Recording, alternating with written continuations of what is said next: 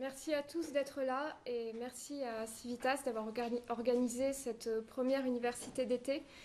Dans cette conférence, je vais donc partager avec vous quelques travaux et quelques recherches concernant le sens philosophique, voire même spirituel ou surnaturel du principe de liberté qui est inscrit au cœur de la Déclaration des droits de l'homme et du citoyen. Avant de commencer, je voulais vous rappeler un fait d'actualité dont vous avez peut-être entendu parler, qui est assez récent et qui illustre justement l'importance de cette Déclaration des droits de l'homme et du citoyen qui date de 1789 dans notre société actuelle.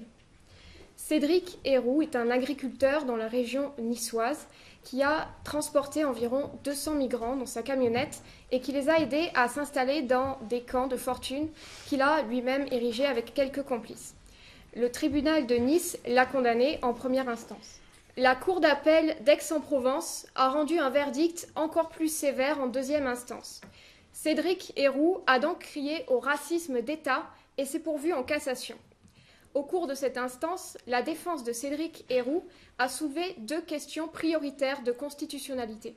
Une question prioritaire de constitutionnalité, c'est une question adressée par une personne qui est lors d'un procès, qui s'estime lésé dans ses droits fondamentaux, qui interrompt une instance pour justement demander au Conseil constitutionnel son interprétation d'une loi française, parce que cette loi est considérée comme justement allant à l'encontre de ses droits fondamentaux. Donc il demande protection au Conseil constitutionnel.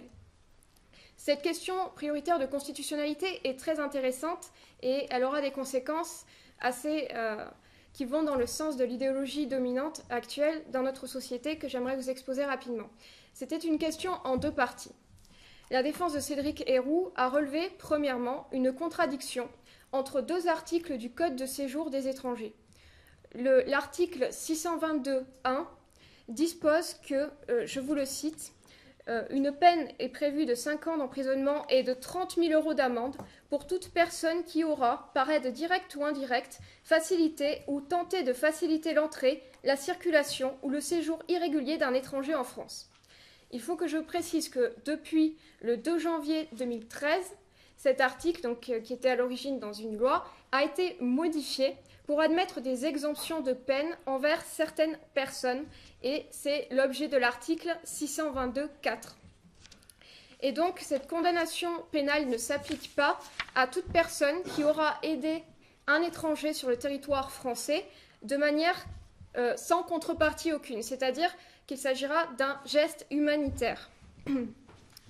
Et donc, cette aide prend plusieurs formes. Depuis la modification du 2 janvier 2013, il peut s'agir de conseils juridiques, d'hébergement, de restauration, de fournitures vestimentaires, bref. Alors que dans la loi originale, dans l'article qui date de 2005, qui faisait partie d'une loi, eh bien, l'aide qu'un citoyen français pouvait fournir à un étranger devait strictement se limiter à ses besoins fondamentaux lorsque cette aide était nécessaire à la sauvegarde de sa vie en cas de danger imminent. Et ces besoins, ces moyens devaient être proportionnés à la situation d'urgence. Donc on voit déjà que la législation s'est considérablement relâchée pour favoriser l'accueil et l'entrée des étrangers en France. Or, la défense de Cédric Héroux nous dit ceci. Il y a une contradiction entre l'article 622.1 qui prévoit une peine d'emprisonnement pour toute personne qui n'entrera pas dans ces exemptions prévues par l'article 622.4. Et l'article 622.4 permet d'aider des étrangers dans leur hébergement, leur restauration. Or, comment peut-on aider des étrangers dans leur hébergement et leur restauration si on n'a pas le droit de faciliter leur circulation sur le territoire français? C'est absolument illogique, nous dit la défense de Cédric Héroux. Et il soulève une deuxième, dans cette même question de constitutionnalité, en fait il y en avait deux, ce qui était inhabituel, il soulève un deuxième point, et ce deuxième point s'appuie sur la Déclaration des droits de l'homme et du citoyen de 1789. Et particulièrement, deux articles sont invoqués, l'article 8 puis l'article 6. Je vous les rappelle. Article 8. La loi doit établir que les peines strictement et évidemment nécessaires et nul ne peut être puni qu'en vertu d'une loi établie et promulguée antérieurement au délit et légalement appliquée. Article 6. La loi est l'expression de la volonté générale. Tous les citoyens ont droit de concourir personnellement ou par leurs représentants à sa formation. Elle doit être la même pour tous, soit qu'elle protège, soit qu'elle punisse. Tous les citoyens étant égaux à ses yeux sont également admissibles à toute dignité, place et emploi public, selon leurs capacités et sans autre distinction que celle de leur vertu et de leur talent. La loi ne peut pas entrer en contradiction avec les articles 6 et 8 de la Déclaration des droits de l'homme et du citoyen. Pourquoi? Parce que cette déclaration a valeur constitutionnelle. Elle fait partie du bloc de constitutionnalité notamment avec le préambule de la Constitution de 1946 et la Charte de l'environnement de 2014. Et dans la pyramide des normes, ce que l'on qualifie comme telle, la Constitution est supérieure à la loi. Donc la loi doit se plier à la Constitution. Donc, d'après la DDCH, la loi doit réprimer un citoyen uniquement lorsque celui-ci a commis un crime qui contrevient au principe de la société, donc qui constitue une menace. Or, la loi ne peut pas punir un citoyen qui exerce une vertu républicaine, à savoir ici la fraternité, qui est d'ailleurs inscrite dans la devise de la République française. Et il est également dit dans le préambule de la DDCH que tous les hommes naissent libres et égaux en droit. Et cette phrase a vocation universelle, comme la Déclaration des droits de l'homme et du citoyen, comme je vais vous le montrer dans cette conférence. Donc le passeur de migrants œuvrait, d'après cette logique républicaine, pour que les étrangers soient égaux en dignité et en droit à tous les autres hommes. Et dans cet esprit républicain, la loi ne peut donc pas réprimer un geste de solidarité. C'est pourquoi le délit de solidarité a été aboli. Et les articles 621 et 622.4 du Code de séjour, donc qui sont simplement dans la législation française, contreviennent à ces principes fondamentaux, à ces droits fondamentaux républicains, parce qu'ils condamneraient le principe de fraternité. Donc le Conseil constitutionnel a donné raison à la défense de Cédric Herrou en vertu de la Déclaration des droits de l'homme de 1789. Le 6 juillet 2018, il a consacré le principe de fraternité. C'est donc un principe qui est constitutionnel au-dessus de la loi. Et dès le 1er décembre 2018, ne pourra plus être condamnée toute personne qui facilite sans contrepartie, c'est-à-dire de manière humanitaire, la circulation des étrangers sur le sol français, ce qui ouvre une grande brèche.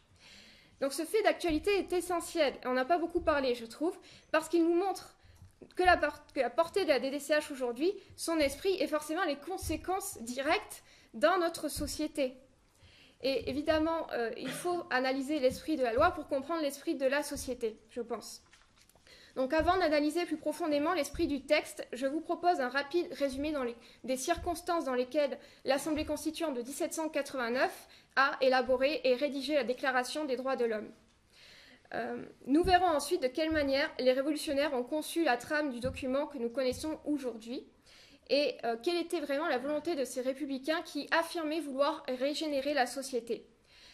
Ensuite, il faut savoir que tout cela a provoqué une perversion de l'ordre naturel, donc j'expliquerai rapidement ce dont il s'agit et ce qu'était cet ordre naturel, et forcément pourquoi le caractère universel de la Déclaration des droits de l'homme mène à la conception d'une liberté, de facto, au sens religieux du terme, qui consacre l'homme, les droits de l'homme, à la place des droits de Dieu.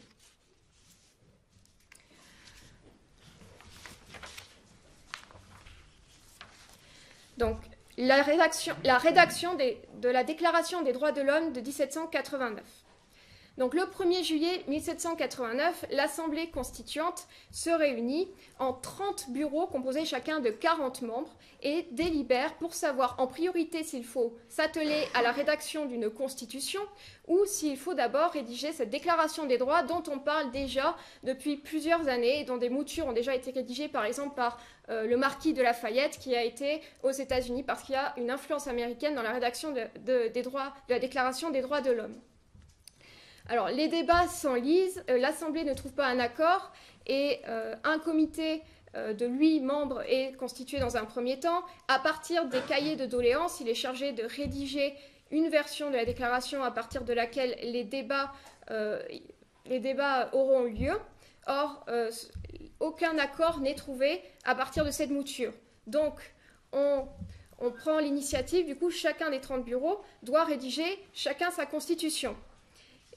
Pareil, on n'arrive pas à voter quelle constitution on va choisir, les désaccords subsistent. Un comité des 5 est alors désigné. Ce comité rédige à partir de toutes les déclarations des 30 bureaux sa propre mouture, en espérant qu'il puisse travailler sur ce canevas. Les débats s'enlisent encore et finalement, dans l'urgence, le 18 août, eh bien, on va sélectionner la Déclaration des droits de l'homme d'un seul bureau. Je vous lis une citation d'un député duquesnois le 18 août qui exprime à quel point et pourquoi cela fut difficile pour les constituants de trouver un accord. Quel était le problème de fond? Je trouve qu'il l'a bien exprimé. Malheureusement, c'est un travail qui donne trop de prise aux idées vagues et métaphysiques. Il n'est pas un point, pas un mot qu'on ne puisse discuter ou constater, pas un sur lequel on ne puisse faire des volumes. Et cependant, les droits de l'homme sont bien clairs. Ils sont empreints dans tous les cœurs. Nous verrons plus loin dans la conférence ce que cela signifie. Pourquoi ils sont empreints dans tous les cœurs? D'où cela provient? Pourquoi ils pensent ainsi?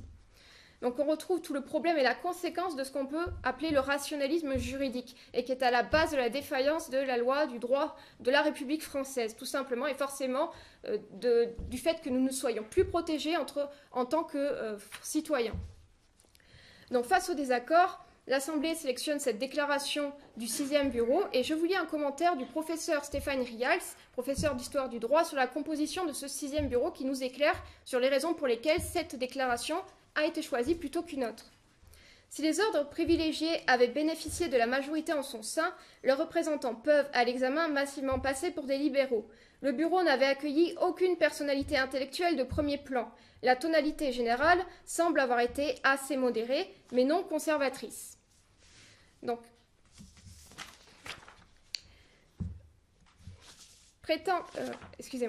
le 20 août, donc, l'Assemblée entière commence la rédaction de la déclaration définitive à partir de ce canevas et article par article, tout est débattu jusqu'au 26 août 1789 où la déclaration que nous connaissons, exception faite des petites modifications de 1791, est votée et est approuvée.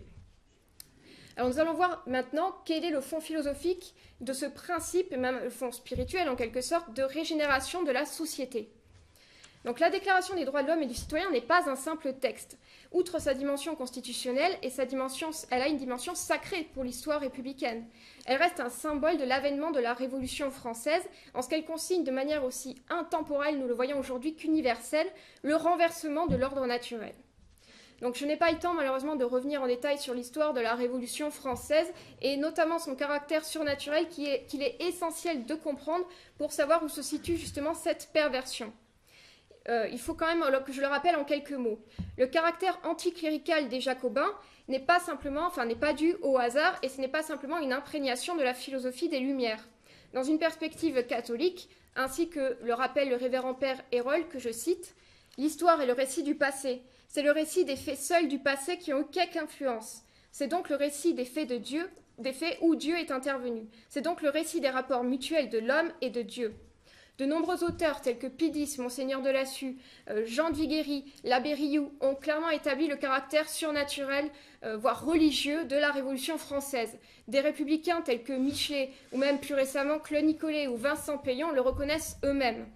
Donc, le diable, ne pouvant qu'imiter les œuvres de Dieu dans leur perfection, leur bonté et leur vérité, il se contente de les défigurer, de les contrefaire, de les distordre. Ainsi, il existait par exemple de véritables catéchismes du citoyen, le culte de la déesse raison ou de la déesse liberté, la fête de l'être suprême. La Déclaration des droits de l'homme ressemble aux tables de la loi d'une nouvelle ère, et d'ailleurs le calendrier a été remis à zéro. Des prières catholiques ont été parodiées, par exemple la Sainte Guillotine. L'homme nouveau correspond au nouvel Adam. Les philosophes des Lumières niaient le péché originel, puisque l'homme aurait été foncièrement bon, d'où le fait que les lois sont foncièrement bonnes. Et voilà, la loi pourrait, selon eux, émaner de l'homme ainsi. Donc, prétendre régénérer la société, c'est comparable au rôle, ainsi que les constituants se voyaient, hein, ils parlaient de sauver la France, donc d'un sauveur christique qui rachèterait tous les péchés, ici supposés de la noblesse notamment. Et voilà. Alors je vous lis, pour étayer mes propos, le préambule de la Déclaration des droits de l'homme qui consacre ce caractère sacré. Les représentants du peuple français constitués en Assemblée nationale, considérant que l'ignorance, l'oubli ou le mépris des droits de l'homme sont les seules causes des malheurs publics et de la corruption des gouvernements, ont résolu d'exposer dans une déclaration solennelle les droits naturels, inaliénables et sacrés de l'homme. La dimension sacrée des droits de l'homme est donc clairement inscrite, vous le voyez.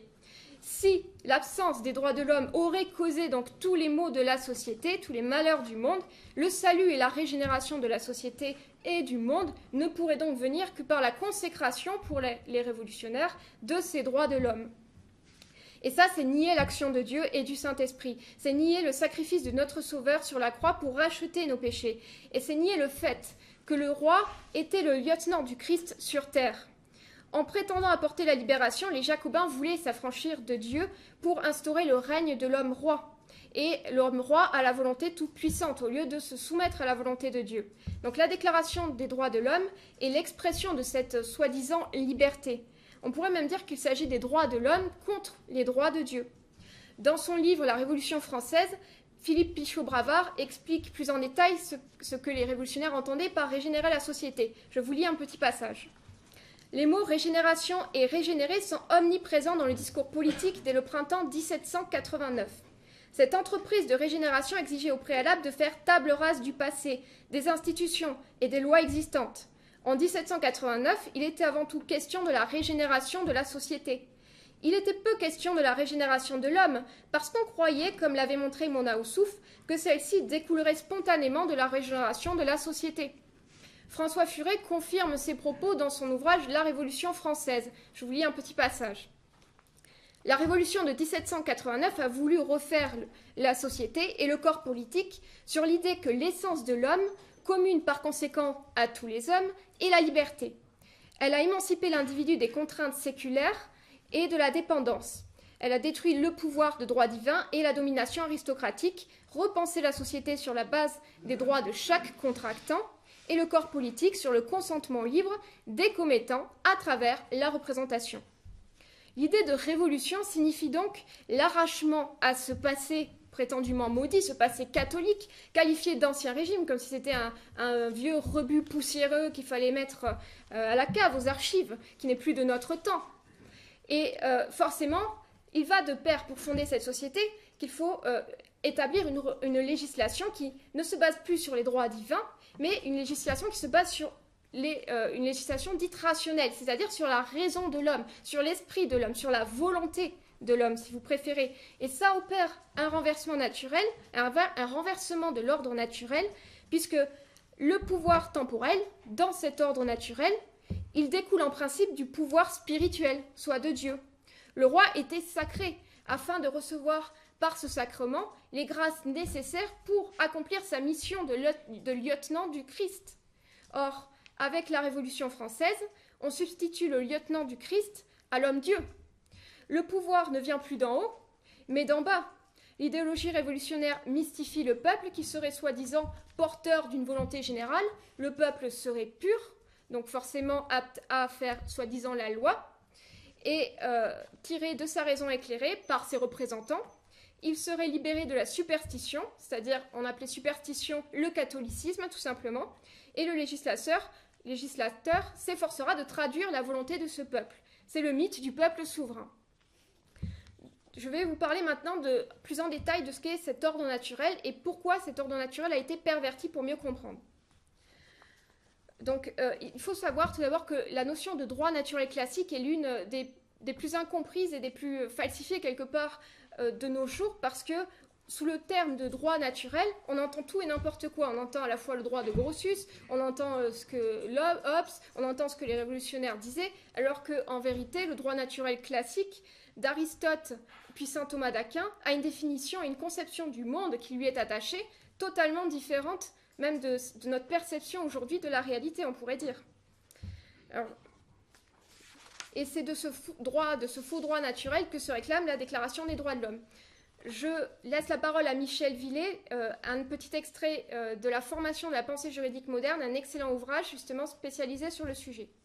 Le monde n'apparaît pas, à la vision d'un Aristote ou d'un saint Thomas, comme un amas d'individus ou d'atomes hétérogènes, mais comme une collection bien faite et rationnellement ordonnée de genres et d'espèces, au point qu'à côté des substances premières, c'est-à-dire des individus, on peut reconnaître l'existence de substances secondes, c'est-à-dire ce que l'on nomme les universels.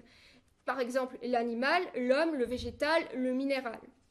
La nature comprend aussi ces universels. Chaque individu participe, au sens particulier de ce mot, c'est-à-dire qu'il appartient, d'une nature commune, de l'ensemble, et celle du genre ou de l'espèce dont il relève, par exemple de la nature de l'homme ou de celle de citoyen. Et ça, ce sont des causes formelles. Le droit naturel classique, dans cette perspective, était déduit de l'observation de cet ordre naturel qui nous est supérieur et qui est indépendant à notre esprit d'homme, à notre existence d'homme même. Il existe donc un ordre supérieur qui est vrai, qui est bon, qui sert de modèle, de vérité. Et le droit naturel n'a pas vocation à fournir un bloc de règles abstraites, érigées a priori juste par la raison, détachées des faits et des circonstances. En fait, ce que l'on constate dans la législation moderne, ou le positivisme juridique, c'est pour ça qu'on a des lois absurdes, par exemple, qu'une petite fille de 11 ans qui a été violée par un majeur de 28 ans ou de 30 ans, eh bien, ce majeur a commis simplement une atteinte sexuelle parce que justement c'est complètement détaché des circonstances. La petite fille n'a pas réussi à prouver son non-consentement. Pour voir comment à partir de ce droit naturel on peut fonder justement une législation qui est le socle de la cité catholique, je complète avec une autre citation de Michel Villet. Dans chaque cité, à chaque moment, il existe des chefs naturels pour compléter le travail d'élaboration de la solution juridique, pour lui donner son couronnement par la production du droit positif. C'est aux autorités chargées dans chaque cité de la fonction législative de donner au droit forme et règles, forme de dikaion nomikon. Donc la mutation et la déformation jusqu'à sa complète disparition du droit naturel classique au fil des siècles correspond aussi à la transformation de l'esprit français et de la juridiction des lois, tout simplement, qui structurent la société républicaine. Et ça a notamment débuté avec le nominalisme. Ce nominalisme produit une toute autre conception de la société, de la réalité et du monde. Je vais résumer très, très grossièrement, parce que c'est beaucoup plus complexe, la pensée de Guillaume d'Occam sur ce point-là uniquement. Guillaume d'Occam postulait le fait que les seules données sensibles sont accessibles à notre connaissance, soit ce qui est en nous. Le réel, en revanche, nous illusionne parce qu'il est perçu à travers le filtre de notre perception. Pour mieux l'appréhender, nous appliquons des dénominations aux choses afin de les ranger approximativement dans des catégories en fonction de leur ressemblance commune. Mais ces catégories n'étant que le fruit de notre perception, elles demeurent inexactes. Pourquoi décrétons-nous par exemple qu'un empilement de briques rouges peintes en blanc a la même essence de mur qu'un empilement de briques rouges ? Quelle est la nature commune de ces deux choses ? Qui a voulu le monde tel qu'il est ? Ce sont vraiment grossièrement résumées les questions que l'on se posait à cette époque, on va dire, où l'on recherchait la vérité et la réalité. On doutait même de la réalité des choses, en fait, des formes, etc. Si ces catégories sont fausses, si les noms sont arbitraires, si on a juste placé des noms qui sont uniquement fruits de notre perception et que le langage n'existe pas parce que dans la pensée de saint Thomas d'Aquin, le langage c'est un don de Dieu. Donc chaque mot a une essence en fait. Chaque mot se rapporte à l'essence de la chose, ce qui n'est pas le cas dans le nominalisme. C'est un mot arbitraire. Par exemple, ça pourrait être un chien, vous voyez, pour vraiment caricaturer.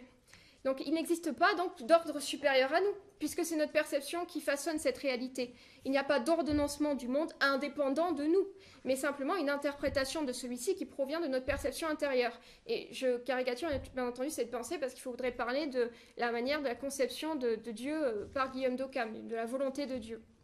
Donc c'est pourquoi à l'idée d'un ordre cosmique, supérieur d'où découle le juste, le bon et le vrai, se substitue aujourd'hui l'idée, pour vraiment faire un raccourci bien entendu, il faut nuancer au fil des siècles, ces idées se sont mélangées avec d'autres, l'idée d'un droit déduit d'axiomes rationnels, coupé de la réalité, détaché de toute situation concrète, dans un droit qui est conçu a priori de manière abstraite, qui est pensé et qui se veut universel par la raison de l'homme, puisque tous les hommes ont une raison.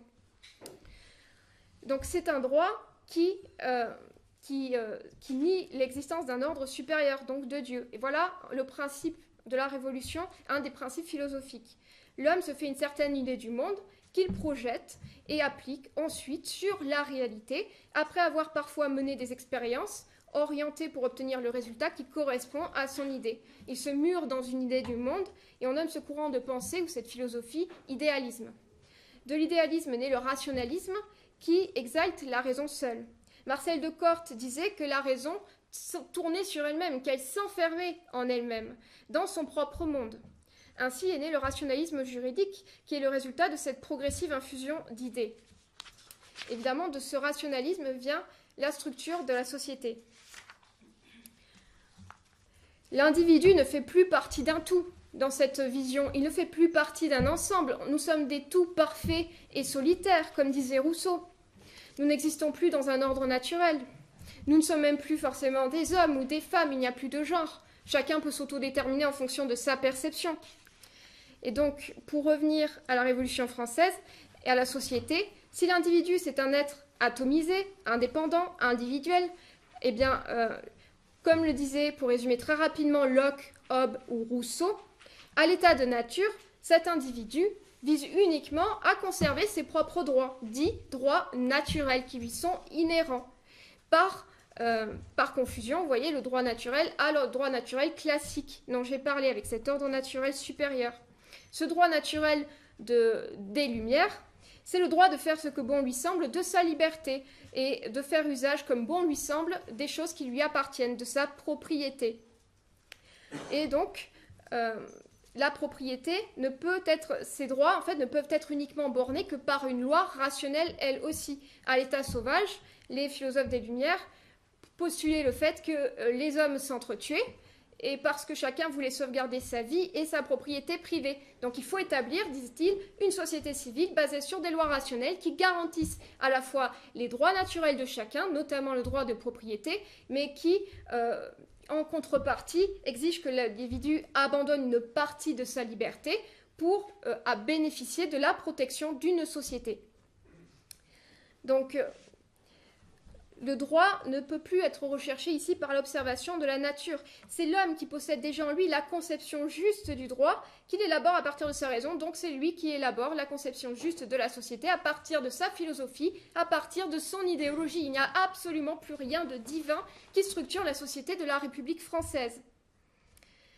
Dans cette logique, donc, les droits de l'homme moderne existeraient aussi antérieurement à toute société, soit à l'état sauvage. Il faudrait simplement les extraire du cœur des hommes, comme disait Duquesnoy, et les codifier pour régénérer la société, pour guérir la société de tous les maux, de l'esclavage, de l'injustice en fait en soi, du fait que certains soient plus riches que d'autres, etc.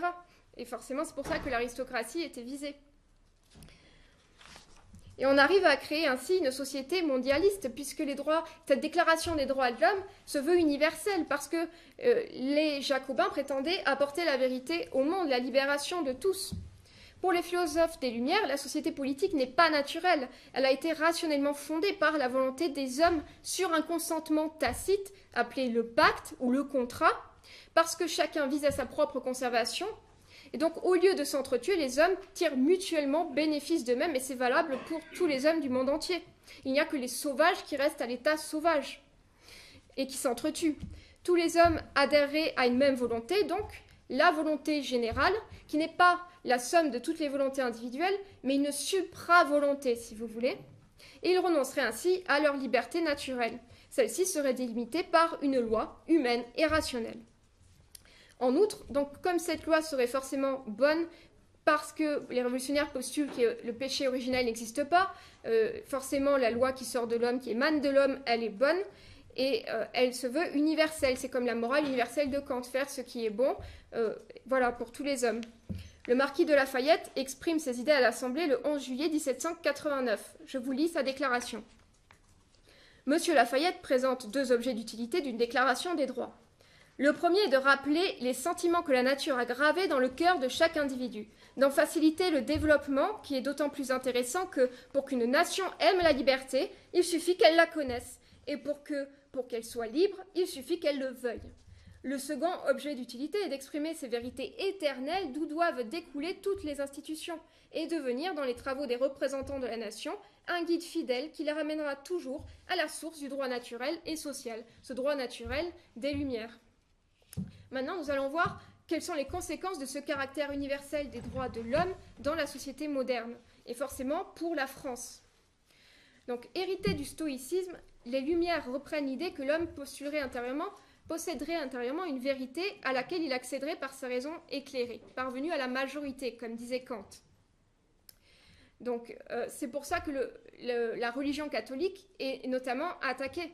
La liberté républicaine n'admet pas l'idée de la moindre entrave naturelle à la volonté de l'homme toute puissante, l'homme qui est son propre Dieu. Et donc l'homme doit régner sur toute l'humanité. D'après le professeur Rials, que je cite, même ceux qui bornent leurs affirmations de la connaissabilité de la loi naturelle à quelques droits peuvent considérer que si la déclaration se borne à les énoncer, elle a vocation à l'universalité. En effet, la Déclaration des droits de l'homme et du citoyen n'est pas un simple document juridique, elle se veut intemporelle et universelle. Voici ce que plusieurs membres de l'Assemblée constituante disaient à ce sujet. Le comte de Lally Tollendal, le 11 juillet, je cite, « Que la déclaration de nos droits soit la déclaration des droits de tous, que l'homme, le citoyen, le sujet, le monarque, y trouve chacun ce qui doit lui appartenir et que ce soit un pacte social, un contrat universel. » Mathieu de Montmorency, le 8 août. Les droits de l'homme en société sont éternels, inviolables comme la justice, éternels comme la raison, ils sont de tout temps et de tout pays. Duport, le 18 août. Une déclaration des droits pour tous les hommes, tous les temps, tous les pays. Pétion, le 23 août. Il ne s'agit pas de faire une déclaration des droits seulement pour la France, mais pour l'homme en général.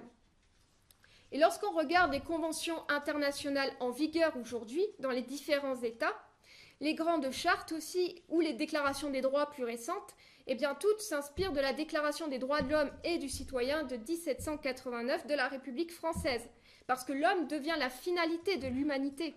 Il va se créer ce qu'on appelle une véritable diplomatie des droits de l'homme qui prend des proportions planétaires. Je vous cite quelques exemples de conventions.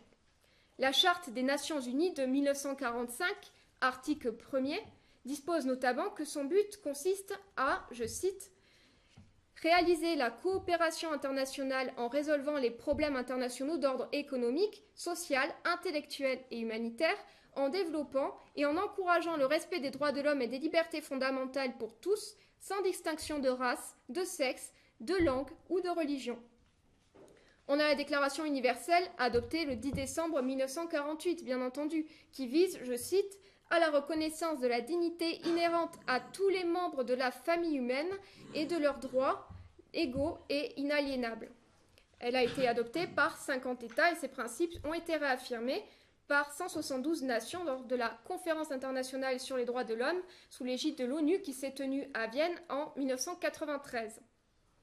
Et cette conférence affirme explicitement, je cite, le caractère universel des droits de l'homme et des libertés qui est, je cite, incontestable. Le préambule précise aussi que, je cite, tous les droits de l'homme découlent de la dignité et des valeurs inhérentes à la personne humaine parce que les droits de l'homme et les libertés fondamentales sont inhérents à tous les êtres humains. En voilà la vocation universelle de l'idéologie de la République française, de la démocratie. L'institutionnalisation des droits de l'homme repose sur l'existence d'une grande famille humaine, planétaire.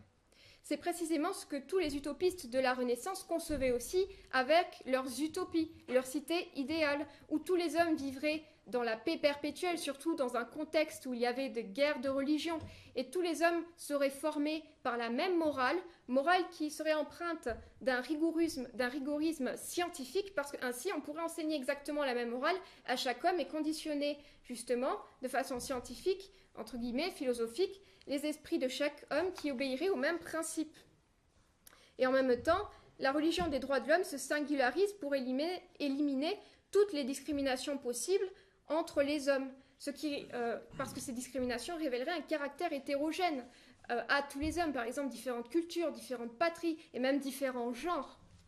Donc des conventions se multiplient maintenant pour rentrer dans le détail et protéger des groupes de plus en plus précis qui seraient victimes de la discrimination, et ce, encore une fois, au nom de ces droits de l'homme.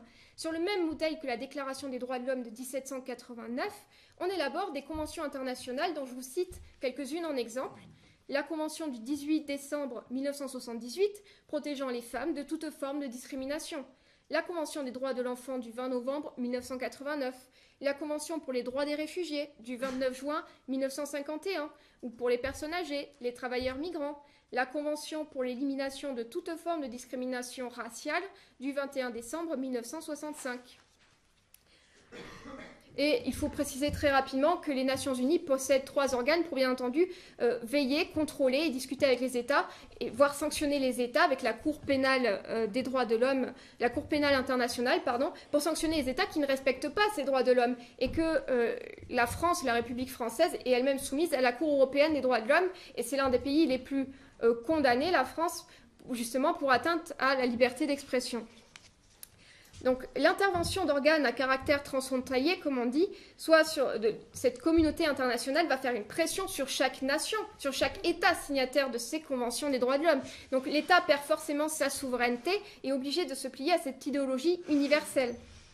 Donc on entre dans ce qu'on appelle une nouvelle forme de liberté qui est qualifiée de naturelle, mais qui en réalité n'est pas la liberté naturelle de l'homme catholique. On est dans une liberté individualiste et contre nature. Cette notion de liberté moderne et républicaine est une notion à caractère moral, voire à caractère religieux. Elle concerne tous les hommes, comme je l'ai déjà rappelé dans cette conférence, et cette idée découle notamment des principes humanistes et utopiques du XVIe au XVIIIe siècle. On recherche une paix perpétuelle. Les humanistes tels que Malherbe, l'abbé Saint-Pierre, postulaient le fait que dans la mesure où Dieu est infiniment bon et infiniment parfait au XVIIe siècle, il ne peut pas vouloir que nous ne soyons pas heureux, sinon Dieu serait méchant et injuste. Il est, pour le résumer très rapidement, à cette époque de révolution scientifique et mathématique, qui était pétrie de nominalisme notamment, les humanistes colportent une vision plus matérielle de Dieu et ils perdent la vision peu à peu surnaturelle du monde. La science devait tout expliquer. Par exemple, on disait que les mystères ou les miracles n'existaient pas en fait, que ce n'étaient pas des phénomènes surnaturels, mais que ce sont des phénomènes que l'on constate uniquement et qu'on ne peut pas expliquer parce qu'on n'a pas encore, on est dans l'ignorance, découvert les causes mathématiques et scientifiques. Donc l'esprit de l'homme de ce temps-là se transforme. Cette digression était importante pour comprendre de quel esprit, de quelle philosophie sont pétris les constituants qui ont élaboré cette déclaration des droits de l'homme qui a autant d'importance aujourd'hui encore. Proclamant de ce qu'elle qualifie de vérité éternelle, inscrite dans le cœur de tous les hommes, en fait, cette déclaration érige une société contre Dieu. Dans la philosophie des Lumières, la Constitution apparaît comme le moyen de lutter contre l'arbitraire royal. C'est pour ça qu'on a élaboré des constitutions à partir de 1789, qu'il y a eu ce mouvement constitutionnaliste. Donc la Constitution est un pacte civil qui devient le fondement de la société régénérée, en ce qu'elle garantit ces fameux droits naturels dont j'ai parlé précédemment. Et Dieu n'est plus qu'une croyance, du coup, reléguée à la sphère privée, il n'intervient plus. L'article 4 de la Déclaration des droits de l'homme dispose ceci. Voici la notion de la liberté qui est inscrite. La liberté consiste à pouvoir faire tout ce qui ne nuit pas à autrui. Ainsi, l'exercice des droits naturels de chaque homme n'a de borne que celle qui assure aux autres membres de la société la jouissance de ces mêmes droits. Ces bornes ne peuvent être déterminées que par la loi, et on entend par là la loi des hommes. C'est donc l'homme qui décide de sa propre liberté, c'est sa volonté qui est toute puissante. Cette notion de la liberté exclut complètement Dieu du monde et de la société. Voici en comparaison les paroles prononcées par Jésus. « Si vous demeurez dans ma parole, vous serez vraiment mes disciples. Vous connaîtrez la vérité, et la vérité vous fera libre. En vérité, je vous le dis, tout homme qui commet le péché est un esclave. Si donc le Fils vous libère, vous serez réellement libre. » Jean 8, 31, 36. C'est la connaissance de la vérité qui rend réellement l'homme libre, pas la déclaration des droits ou la philosophie. Seul Dieu mène à la vérité puisqu'il est la vérité, l'un à l'origine de toute chose, le seul être parfait. Seul garder la parole de Dieu, vivre exempt de tout péché, se sanctifier et accéder à la vie surnaturelle est le seul moyen d'être pleinement libre, puisqu'en recevant la grâce sanctifiante, l'homme acquiert un discernement qui lui permet de marcher à son tour dans la voie des commandements de Dieu, dans une vie qui est bonne et juste et qui le rend justement à sa véritable dignité. Donc, rejetant complètement la religion catholique, la Déclaration des droits de l'homme a soumis l'homme à tout ce qui le rendait esclave, tout ce qui l'a servi, ses passions, ses pulsions, ses désirs, la consommation, toutes sortes de fantaisies, de subjectivisme, etc., qui expliquent les perversions et les déviances aujourd'hui. Et la loi des hommes, évidemment, qui est imparfaite et injuste. Il en résulte que toutes les dérives que nous constatons aujourd'hui, eh bien, voilà, ont cette origine-là. Toute la société est bâtie sur ce modèle anticlérical qui mène donc délibérément les âmes à la perdition.